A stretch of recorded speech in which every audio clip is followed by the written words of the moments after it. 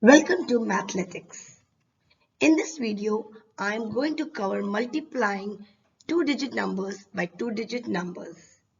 And we have two examples that we are going to go through together in order to get this done. So let's find each product. Product means the answer to a multiplication problem. So the first problem here is 36 times 54.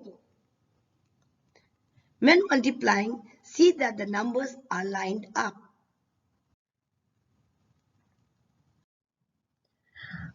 Now we will set up the number properly. So we do 36 times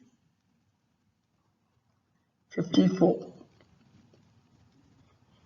We will first multiply 4 multiplied by 36 and then we will do 50 times 36. I said 50 because 5 in 54 has a value of 50. Now let's start the process. So we will do 4 times 6 first, and that is 24. So we put a 2 on the top and 4 below. The next thing we do is we do 4 times 3, that is 12, plus 2, 14. So we write 4 over here and 1 on the side.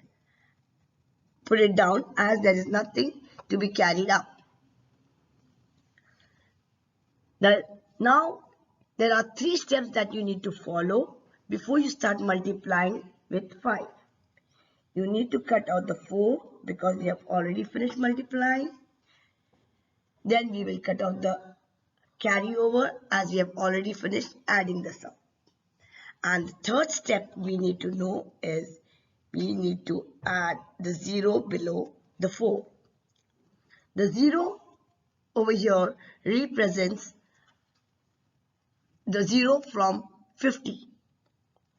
So that we don't need to multiply it with 50, we will be multiplying only with 5. So 5 times 6, let's start. 5 times 6 is 30. So we put a 0 over here and 3 carry up. Now you see why we cut off the 2 earlier? So that it doesn't confuse us. Then we do 5 times 3 is 15 and add the carry 3. So it comes up to 18 and we write 18 over here. Now these are called partial products. Now what we do at the end is we add up the partial products to get the final product. So this will become 4, 4, 9, 1. So it's 1944. Now let's do the second example, which is 68 times 40.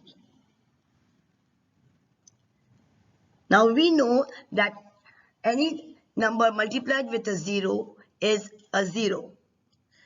So 0 times, we will start with the 0 and 0 times 8 is 0 and 0 times 6 is a 0. Once we have done with this, I asked you to remember the steps. So we will cut out the 0 as this is done. There is no carryover. So we leave it as it is. And the third step was to add a 0 in the ones place. The 0 is representing a 0 from the 40. Now we multiply 4 times 8 and that is 32. So we write 2 here and carry the 3 up.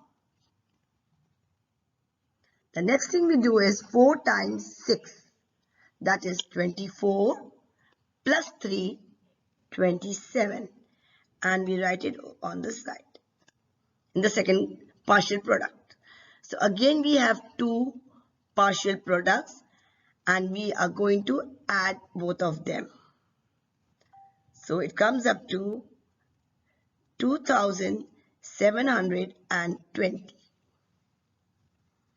I hope I've explained this clearly.